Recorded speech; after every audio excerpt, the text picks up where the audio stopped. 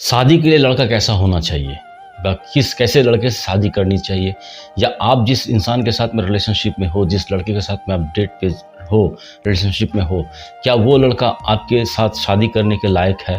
ये तमाम सवालों के जवाब आज इस वीडियो में मैं देने की कोशिश करूंगा।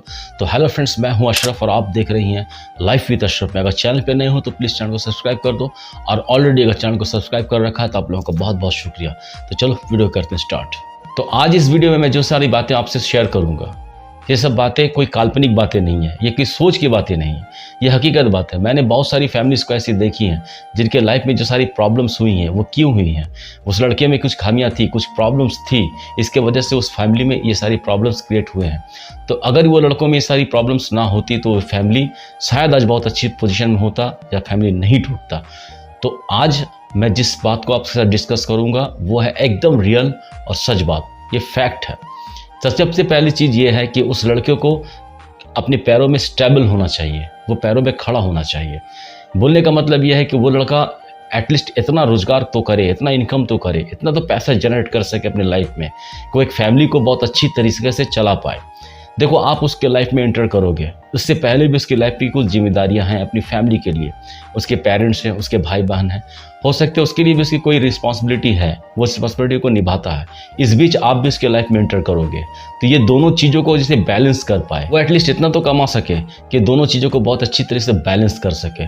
तो इसके लिए जो ज़रूरी चीज़ है कि लड़का एक रोजगार करने वाला लड़का हो, इतना तो एटलीस्ट पैसा कमाता हो कि वो अपने आने वाले दिन में अपनी फैमिली को बहुत अच्छी तरीके से और स्मूथली चला पाए, जहाँ पर उसको इकोनॉमिकली कोई प्रॉब्लम उसके साथ में क्रिएट ना हो।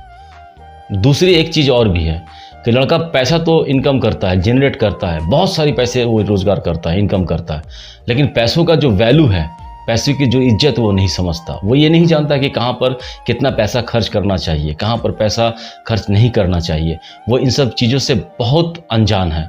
उस पैसों की वो एटलीस्ट पैसों की वैल्यू नहीं समझता।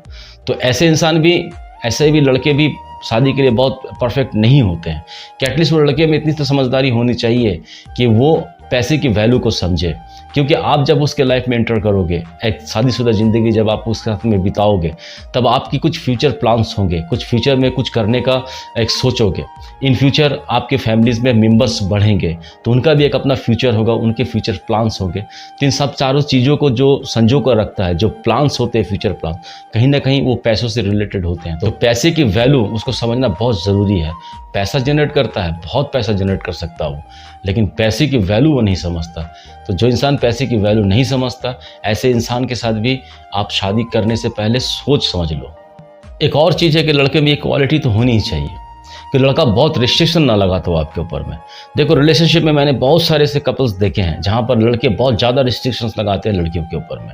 जैसे कि आप सोशल मीडिया बहुत ज़्यादा यूज़ नहीं कर सकते, आप फेसबुक आप लॉगिंग नहीं कर सकते, इंस्टा आप नहीं चला सकते, इंस्टाग्राम को आप नहीं चला सकते, आप व्हाट्सअप पे बहुत ज़्यादा रात तक आप ऑनलाइन नहीं रह सकते, उसके कुछ लड़के दोस्त नहीं रह सकते, वो कहाँ जाएगी, क्या करेगी, किसके साथ बात करेगी, इसके ऊपर भी उसके रिस्ट्रिक्शन रहते हैं, क्या पहनेगी, यहाँ तक कि आपकी क्लॉथिंग की में भी वो बहुत ज़्यादा रिस्ट्रिक्शन लगाता है।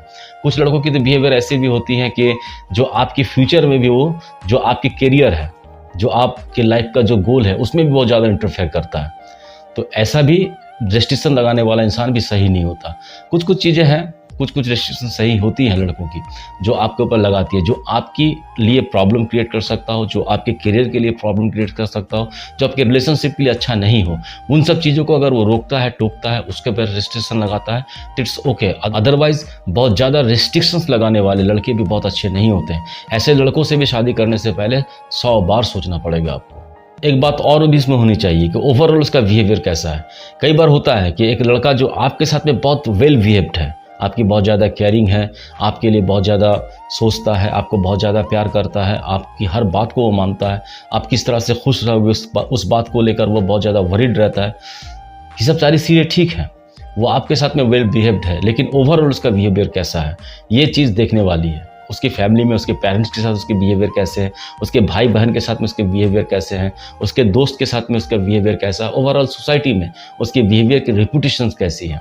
अगर वो सबके साथ में रूड बिहेव करता है, वो बड़ों को इज्जत से बात नहीं करता, छोटों से ज़्यादा प्यार से बात नहीं करता, दोस्त के साथ ज़्यादा फ्रेंडली नहीं है, तो ऐसे इंसान के साथ में भी आप शादी करने से पहले आपको सोचना होगा। क्योंकि जो इंसान ओवरऑल जिसका बिहेवियर ठीक नहीं है, अगर उसका बिहेवियर सिर्फ आपके लिए ठीक है, तो कहीं ना कहीं उसके बिहेवियर को लेकर कुछ ना कुछ सोचने वाली बात है। कहीं वो आपके साथ में नाटक तो नहीं कर रहा है, वो आपके साथ में एक्टिंग तो नहीं कर रहा है, तो आपके साथ में अच्छा बनने की तो कोशिश नहीं कर रहा है।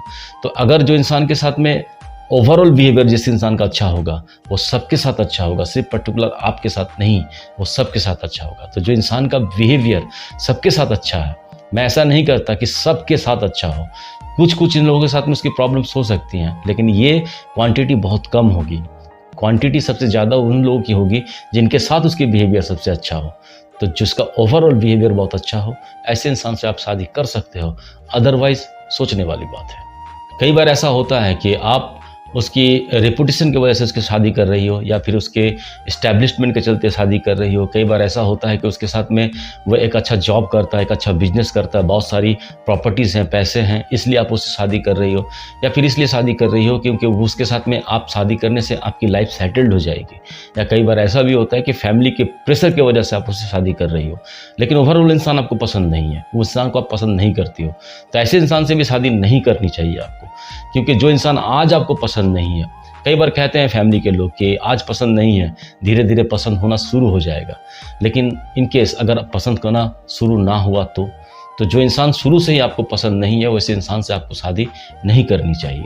और आखिरी में मैं एक बात ये भी कहना चाहता हूँ आपसे कि देखो, जब हम बाजार जाते हैं, एक टी शर्ट खरीदते हैं, तो उसकी फैब्रिक की क्वालिटी हम चेक करते हैं, उसके कलर की स्ट्रेंथ हम चेक करते हैं, उसका ब्रांड हम चेक करते हैं, उसकी प्राइस वैल्यू क्या है वो शॉपकीपर से डिस्कस करते हैं, उसके बाद हम एक टी शर्ट खरीदते हैं। तो ये तो ज़िंदगी का सवाल है, यहाँ पर ये सब चीज़ों को देखना बहुत ज़रूरी है, बहुत ही ज़रूरी है। जो आज आपके आँख के सामने में है, उसको आप अगर इग्नोर करके उससे शादी करते हो, तो इन फ्यूचर आपके साथ में ये सब प्रॉब्लम्स होंगी ही होंगी।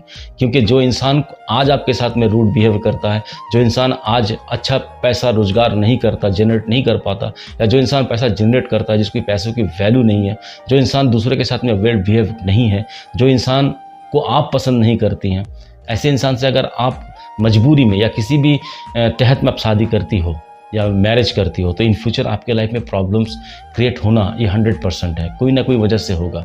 लेकिन ये भी सच्चाई है कि आज आप जिस इंसान से, जो इंसान आज जैसा है वो कल वैसा ना भी हो सकता हो। आज वो अगर अच्छा है तो कल अच्छा ना हो सकता हो, या अगर आज वो बुरा है तो कल वो चेंज भी हो सकता है। लेकिन जो आँख के सामने में आज है, आप उसी के ऊपर में डिपेंड करो, उसी को आप सही मानो। इन फ्यूचर क्या होगा ये कोई नहीं जानता। और लास्ट और आखिरी बात ये मैं कहना चाहता हूँ कि आप दोनों के बीच में एक म्यूचुअल अंडरस्टैंडिंग तो होनी बहुत ज़रूरी है। एक दूसरे को समझने की ताकत होनी चाहिए। वो इंसान आपको कितना समझता है, वो इंसान आपको कितना प्यार करता है, वो इंसान आपके लिए क्या कर सकता है, इन सब चीज़ों को आप फॉलो करोगे तो आप जान जाओगे कि वो इंसान आपको रियली प्यार करता है कि नहीं। इन सब चीज़ों के बावजूद भी एक चीज़ बहुत इंपॉर्टेंट होती है, वो होता है प्यार। क्या वो इंसान आपको सचमुच प्यार करता है? अगर वो इंसान आपको सचमुच प्यार करता हो तो वो हार्ड एंड सोल्ड आपको कभी भी नाराज़ नहीं करेगा, कभी भी आपको चोट नहीं पहुंचाएगा। वो अपनी लड़ाई भी होगी आपसे बहस भी होगी, आपसे आर्गुमेंट्स भी होंगे, लेकिन अपने जो मर्यादाओं का जो सीमा है वो कभी नहीं लांघेगा। ऐसे इंसान जो आपको प्यार करता हो।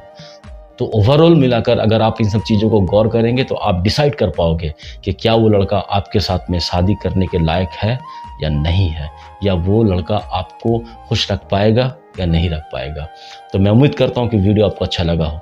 अगर ये वीडियो आपको अच्छा लगा हो तो आप इस वीडियो को एक लाइक कर दो, एक प्यारा सा कमेंट कर दो, और प्लीज़ चैनल को सब्सक्राइब करो। ये आपसे रिक्वेस्ट है, क्योंकि आप लोग वीडियो देखते हो मगर चैनल को सब्सक्राइब नहीं करते। तो प्लीज़ एक चैनल को सब्सक्राइब कर दो और बहुत मज़े में रहो, बहुत हैप्पी रहो। Thank you very much.